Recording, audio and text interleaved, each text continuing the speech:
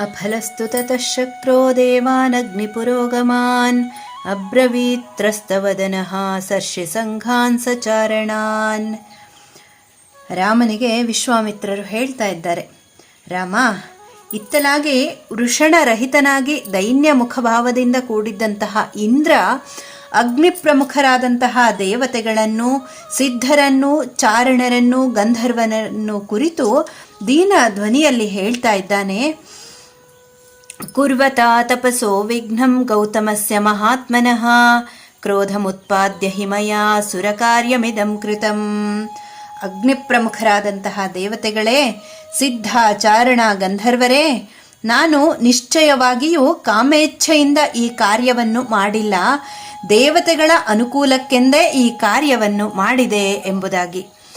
ಅಫಲೋಸ್ಮಿ ಕೃತಸ್ತೇನ ಕ್ರೋಧಾತ್ ಸಾ ಚ ನಿರಾಕೃತ ಶಾಪಮೋಕ್ಷೇಣ ಮಹತಾ ತಪೋಸ್ಯಾಪಹೃತಂ ಮಯಾ.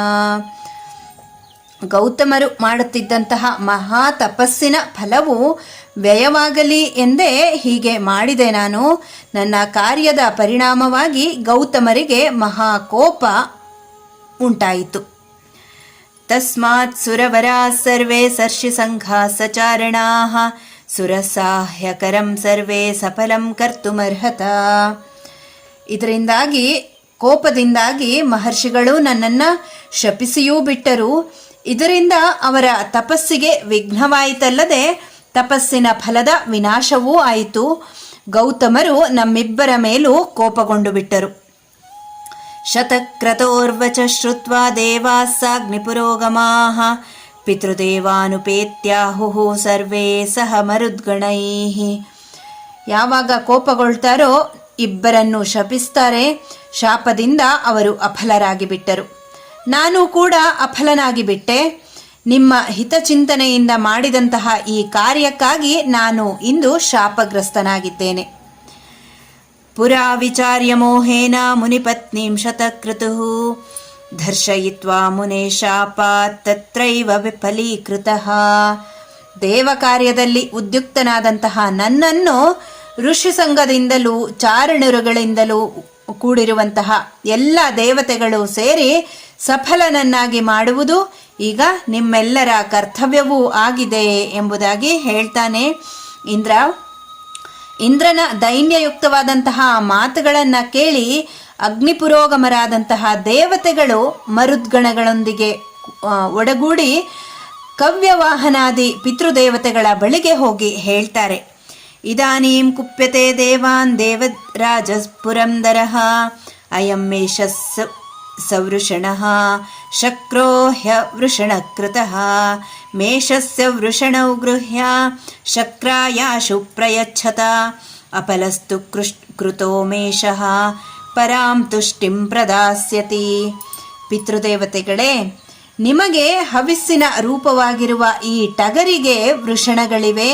ನಮ್ಮ ಅಧಿಪತಿಯಾದಂತಹ ಇಂದ್ರನು ಗೌತಮರಿತ್ತ ಶಾಪದ ಕಾರಣದಿಂದಾಗಿ ಈಗ ವೃಷಣ ಇಲ್ಲದವನಾಗಿದ್ದಾನೆ. ಹಾಗಾಗಿ ಈ ಟಗರಿನಲ್ಲಿ ಇರುವ ವೃಷಣಗಳನ್ನು ತೆಗೆದು ಒಡನೆಯೇ ಇಂದ್ರನಿಗೆ ಜೋಡಿಸಿರಿ. ವೃಷಣರಹಿತವಾದರೂ ಹವಿಸ್ಸಿನ ರೂಪದ ಈ ಟಗರು ನಿಮಗೆ ಅತಿಶಯವಾದಂತಹ ತುಷ್ಟಿಯನ್ನು ಉಂಟು ಮಾಡುತ್ತದೆ. ಭವತಾಂ ಹರ್ಷಣಾರ್ಥೇ ಚ ಯೇ ಚ ದಾಸ್ಯಂತಿ ಮಾನವಾಃ ಅಕ್ಷಯಂ ಹಿ ಫಲಂ ತೇಷಾಂ ಯೂಯಂ ದಾಸ್ಯಥ ಪುಷ್ಕಲಂ. ಅಗ್ನೇಸ್ತು ವಚನಂ ಶ್ರುತ್ವಾ ಪಿತೃದೇವಾ ಸಮಾಗತಾಃ ಉತ್ಪಾಟ್ಯ ಮೇಷವೃಷಣೌ ಸಹಸ್ರಾಕ್ಷೇ ನ್ಯವೇಶಯನ್. ನಿಮ್ಮ ಪ್ರಸಾದದ ಅಭಿಲಾಷಿಗಳಾದಂತಹ ಯಾವ ಮಾನವರು ನಿಮಗೆ ಸಂತೋಷವನ್ನುಂಟು ಮಾಡಲು ವೃಷಣರಹಿತವಾದಂತಹ ಟಗರನ್ನು ಹವಿಸ್ಸಿನ ರೂಪದಲ್ಲಿ ಅರ್ಪಿಸುತ್ತಾರೋ ಅವರಿಗೆ ನೀವು ಪುಷ್ಕಲವಾದಂತಹ ಕ್ಷಯರಹಿತವಾದ ಫಲವನ್ನು ದಯಪಾಲಿಸಿರಿ ಎಂಬುದಾಗಿ. ತದಾ ಪ್ರಭೃತಿ ಕಾಕುತ್ಸ್ಥ ಪಿತೃದೇವ ಸಮಾಗತಾಃ ಅಫಲಾನ್ ಭುಂಜತೆ ಮೇಷಾನ್ ಫಲೈಸ್ತೇಷಾಮಯೋಜಯನ್. ದೇವತೆಗಳ ಪ್ರಮುಖನಾದಂತಹ ಅಗ್ನಿಯ ಮಾತುಗಳನ್ನು ಕೇಳಿ ಅಲ್ಲಿ ಉಪಸ್ಥಿತರಾಗಿದ್ದಂತಹ ಪಿತೃದೇವತೆಗಳು ತಕ್ಷಣವೇ ಟಗರಿನ ವೃಷಣಗಳನ್ನು ಇಂದ್ರನಿಗೆ ಸಂಯೋಜಿಸ್ತಾರೆ. ಅದು ಮೊದಲ್ಗೊಂಡು ಪಿತೃದೇವತೆಗಳು ಫಲರಹಿತವಾದ ಟಗರನ್ನು ಸೇವಿಸಿ ದಾತೃಗಳಿಗೆ ಫಲವನ್ನು ಕೊಡುತ್ತಾರೆ. ಮಹಾತ್ಮರಾದಂತಹ ತಪಸ್ವಿಗಳಾದ ಗೌತಮರಿತ್ತ ಶಾಪ ಪ್ರಭಾವದಿಂದ ಅಫಲನಾಗಿದ್ದಂತಹ ಇಂದ್ರ ಪಿತೃದೇವತೆಗಳ ಅನುಗ್ರಹದಿಂದ ಮೇಷವೃಷಣನಾದ. ಇಂದ್ರಸ್ತು ಮೇಷವೃಷಣಃ ತದಾ ಪ್ರಭೃತಿ ರಾಘವ ಗೌತಮಸ್ಯ ಪ್ರಭಾವೇಣ ತಪಸಶ್ಚ ಮಹಾತ್ಮನಃ ತದಾ ಗಚ್ಚ ಮಹಾತೇಜ ಆಶ್ರಮಂ ಪುಣ್ಯಕರ್ಮಣಃ ತಾರಯೈನಾಂ ಮಹಾಭಾಗಾಂ ಅಹಲ್ಯಾಂ ದೇವರೂಪಿಣೀಂ. ರಾಮ, ನಾನು ನಿನಗೆ ಅಹಲ್ಯೆಯ ಎಲ್ಲ ವೃತ್ತಾಂತವನ್ನೂ ಪೂರ್ಣವಾಗಿ ಹೇಳಿದ್ದೇನೆ ಅಲ್ಲವೇ? ನೀನು ಪುಣ್ಯಾತ್ಮರಾದಂತಹ ಗೌತಮರ ಈ ಆಶ್ರಮವನ್ನು ಪ್ರವೇಶಿಸಿ ಮಹಾಭಾಗೆಯಾದಂತಹ ದೇವರೂಪಿಣಿಯಾದ ಅಹಲ್ಯೆಯನ್ನ ಉದ್ಧರಿಸು ಎಂಬುದಾಗಿ ವಿಶ್ವಾಮಿತ್ರ ಮಹರ್ಷಿಗಳು ರಾಮನಿಗೆ ಹೇಳ್ತಾರೆ. ವಿಶ್ವಾಮಿತ್ರ ವಚ ಶ್ರುತ್ವಾ ರಾಘವಃ ಸಹ ಲಕ್ಷ್ಮಣಃ ವಿಶ್ವಾಮಿತ್ರಂ ಪುರಸ್ಕೃತ್ಯ ತಮಾಶ್ರಮಮಥಾವಿಶತ್. ವಿಶ್ವಾಮಿತ್ರರ ಆ ಮಾತುಗಳನ್ನು ಕೇಳಿ ರಾಘವ ವಿಶ್ವಾಮಿತ್ರ ಪುರಸ್ಸರನಾಗಿ ಲಕ್ಷ್ಮಣನೊಡನೆ ಗೌತಮರ ದಿವ್ಯವಾದಂತಹ ಆಶ್ರಮವನ್ನು ಪ್ರವೇಶಿಸಿದ.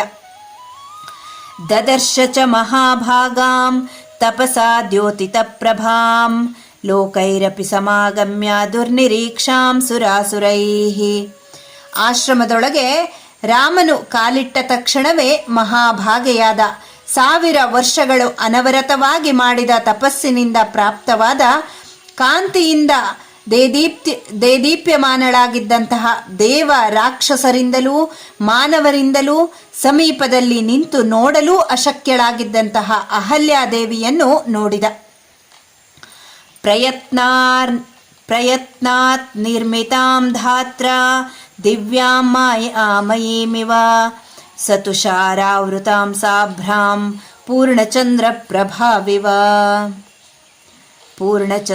ಪ್ರಭಾಮಿವ. ಶಾಪದಿಂದ ವಿಮುಕ್ತಳಾದಂತಹ ಅಹಲ್ಯಾದೇವಿಯ ಸೊಬಗು ಅನ್ಯಾದೃಶವಾಗಿತ್ತು. ಬ್ರಹ್ಮನು ಅವಳನ್ನು ಅತ್ಯಂತ ಪ್ರಯತ್ನಪೂರ್ವಕವಾಗಿ ವಿಶೇಷವಾದಂತಹ ಲಕ್ಷ್ಯವನ್ನ ನೀಡಿ ದೇವಮಾಯೆಯಿಂದ ನಿರ್ಮಿಸಿದ್ದಾನೇನೋ ಎಂಬಂತೆ ಕಾಣುತ್ತಿದ್ದಳು ಅಹಲ್ಯಾಮಾತೆ. ಧೂಮೇನಾಪಿ ಪರೀತಾಂಗೀಂ ದೀಪ್ತಾಮಗ್ನಿಶಿಖಾಮಿವ ಮಧ್ಯೇಂಬಸೋ ದುರಾದರ್ಶಾಂ ದೀಪ್ತಾಂ ಸೂರ್ಯಪ್ರಭಾಮಿವ. ಹೋಮ ಧೂಮದಂತೆ ಇರುವ ಧೂಳಿನಿಂದ ಆವೃತವಾದಂತಹ ಶರೀರದಿಂದ ಕೂಡಿದ್ದ ಆ ಅಹಲ್ಯಾದೇವಿಯು ಅಗ್ನಿಯ ಜ್ವಾಲೆಯಂತೆ ಕಂಗೊಳಿಸುತ್ತಿದ್ದಳು. ಆಶ್ರಮ ಭೂಮಿಯಲ್ಲಿ ಹೂಗಿಡ ಮರ ಬಳ್ಳಿಗಳ ಮಧ್ಯದಲ್ಲಿದ್ದಂತಹ ಹಿಮದ ಆವರಣದಿಂದ ಕೂಡಿದ್ದ ಆ ಅಹಲ್ಯೆಯು ಮೋಡಗಳಿಂದ ಕೂಡಿದ್ದ ಪೂರ್ಣಚಂದ್ರನ ಪ್ರಭೆಯಂತೆಯೇ ಪ್ರಕಾಶಿಸ್ತಾಳೆ. ಸಾಹಿ ಗೌತಮ ವಾಕ್ಯೇನ ದುರ್ನಿರೀಕ್ಷ್ಯ ಬಭೂವಃ ತ್ರಯಾಣಮಪಿ ಲೋಕಾನಾಂ ಯಾವದ್ರಾಮಸ್ಯ ದರ್ಶನಂ. ನೀರಿನ ಮಧ್ಯದಲ್ಲಿ ಪ್ರಕಾಶಿಸುವಂತಹ ಸೂರ್ಯನ ಪ್ರಭೆಯಂತೆಯೇ ದಿವ್ಯವಾದಂತಹ ಆ ತೇಜಸ್ಸಿನಿಂದ ಬೆಳಗುತ್ತಿದ್ದಳು ಅಹಲ್ಯಾಮಾತೆ. ಅಂತಹ ಅನುಪಮವಾದಂತಹ ತೇಜೋರಾಶಿಯಿಂದ ಕೂಡಿದ್ದ ಅಹಲ್ಯಾದೇವಿಯನ್ನು ಶ್ರೀರಾಮನು ಕಾಣ್ತಾನೆ. ಶಾಪಸ್ಯಾಂತಮುಪಾಗಮ್ಯ ತೇಷಾಂ ದರ್ಶನಮಾಗತ ರಾಘವೌ ತು ತತಸ್ತಸ್ಯಾಹ ಪಾದೌ ಜಗೃಹತುಸ್ತದಾ. ಅಹಲ್ಯೆಯಾದರೋ ಗೌತಮರ ಶಾಪದಿಂದಾಗಿ ಶ್ರೀರಾಮನ ದರ್ಶನವಾಗುವವರೆಗೂ ತ್ರೈಲೋಕ್ಯವಾಸಿಗಳಲ್ಲಿ ಯಾರಿಂದಲೂ ನೋಡಲು ಅಶಕ್ಯಲಾಗಿದ್ದಳು. ಶ್ರೀರಾಮನ ದರ್ಶನ ಆದ ತಕ್ಷಣವೇ ಶಾಪದಿಂದ ವಿಮುಕ್ತಳಾಗಿ ಎಲ್ಲರ ಕಣ್ಣಿಗೂ ಗೋಚರಳಾದಳು. ಸ್ಮರಂತಿ ಗೌತಮವಚಃ ಪ್ರತಿಜಗ್ರಾಹ ಸಾಚತೌ ಪಾದ್ಯಮರ್ಘ್ಯಂ ತಥಾತಿಥ್ಯಂ ಚಕಾರ ಸುಸಮಾಹಿತ. ಮಹಾಮಹಿಮಳಾದಂತಹ ಅಹಲ್ಯೆಯನ್ನು ಆಶ್ರಮದಲ್ಲಿ ಕಂಡ ತಕ್ಷಣವೇ ಶ್ರೀರಾಮ ಲಕ್ಷ್ಮಣರು ಸಂತೋಷಭರಿತರಾಗಿ ಆ ಋಷಿಪತ್ನಿಯ ಕಾಲುಗಳನ್ನು ಮುಟ್ಟಿ ನಮಸ್ಕರಿಸ್ತಾರೆ. ಪ್ರತಿಜಗ್ರಾಹ ಕಾಕುತ್ಸ್ಥೋ ವಿಧಿದೃಷ್ಟೇನ ಕರ್ಮಣ ಪುಷ್ಪವೃಷ್ಟಿರ್ಮಹತ್ಯಾಸೀತ್ ದೇವದುಂದುಭಿ ನಿಸ್ವನೈಃ. ಅಹಲ್ಯೆಯು ಲಕ್ಷ್ಮಣ ಸಮೇತನಾದ ಶ್ರೀರಾಮನನ್ನು ಅರ್ಘ್ಯ ಪಾದ್ಯ ಆಚಮನೀಯಗಳಿಂದಲೂ ಕಂದ ಮೂಲ ಫಲಗಳಿಂದಲೂ ಯಥಾವಿಧಿಯಾಗಿ ಸತ್ಕರಿಸ್ತಾಳೆ. ರಾಮನು ಕೂಡ ಅವಳು ಮಾಡಿದ ಸತ್ಕಾರವನ್ನು ಯಥಾವಿಧಿಯಾಗಿ ಆದರದಿಂದ ಸ್ವೀಕರಿಸಿದ. ಪರಮ ಪವಿತ್ರವಾದ ಆ ಸನ್ನಿವೇಶದಲ್ಲಿ ದೇವ ದುಂದುಭಿಗಳೊಡನೆ ರಾಮನ ಮೇಲೆ ಪುಷ್ಪವೃಷ್ಟಿ ಆಗುತ್ತೆ. ಗಂಧರ್ವರು ಅಪ್ಸರೆಯರು ಸಂತೋಷಭರಿತರಾಗಿ ನಾಟ್ಯವನ್ನು ಮಾಡುತ್ತಾ ರಾಮನ ಗುಣಗಾನ ಮಾಡ್ತಾರೆ. ತಪೋಬಲ ವಿಶುದ್ಧಾಂಗೀಂ ಗೌತಮಸ್ಯ ವಶಾನುಗಾಂ ಗೌತಮೋಪಿ ಮಹಾತೇಜ ಅಹಲ್ಯಾ ಸಹಿತ ಸುಖೀ ರಾಮಂ ಸಂಪೂಜ್ಯ ವಿಧಿವತ್ ತಪಸ್ತೇಪೆ ಮಹಾತಪಾಃ ರಾಮೋಪಿ ಪರಮಾಂ ಪೂಜಾಂ ಗೌತಮಸ್ಯ ಮಹಾಮುನೇಃ. 1000 ವರ್ಷಗಳವರೆಗೆ ತಪಸ್ಸನ್ನ ಮಾಡಿ ಪರಮ ಪಾವನೆಯಾಗಿ ಲೋಕಾಭಿರಾಮನಾದಂತಹ ಶ್ರೀರಾಮನ ಆತಿಥ್ಯವನ್ನು ಮಾಡುತ್ತಿದ್ದಂತಹ ಗೌತಮರ ವಶಾನುವರ್ತಿನಿಯಾದ ಅಹಲ್ಯಾದೇವಿಯನ್ನು ದೇವತೆಗಳು ಕೂಡ ಸಾಧು ಸಾಧು ಎಂದು ಪ್ರಶಂಸೆ ಮಾಡ್ತಾರೆ. ತಮ್ಮ ಆಶ್ರಮಕ್ಕೆ ರಾಮನು ಆಗಮಿಸಿರುವುದನ್ನು ದಿವ್ಯ ದೃಷ್ಟಿಯಿಂದ ತಿಳಿದಂತಹ ಗೌತಮರು ಅಲ್ಲಿಗೆ ಬಂದು ಶಾಪ ವಿಮುಕ್ತಳಾದಂತಹ ಅಹಲ್ಯೆಯೊಡನೆ ಶ್ರೀರಾಮನನ್ನು ಯಥೋಚಿತವಾಗಿ ಸತ್ಕಾರ ಮಾಡ್ತಾರೆ. ನಂತರ ಯಥಾಪೂರ್ವವಾಗಿ ತಪಸ್ಸಿನಲ್ಲಿ ನಿರತರಾಗಿ ಬಿಡ್ತಾರೆ ಗೌತಮ ಮಹರ್ಷಿಗಳು.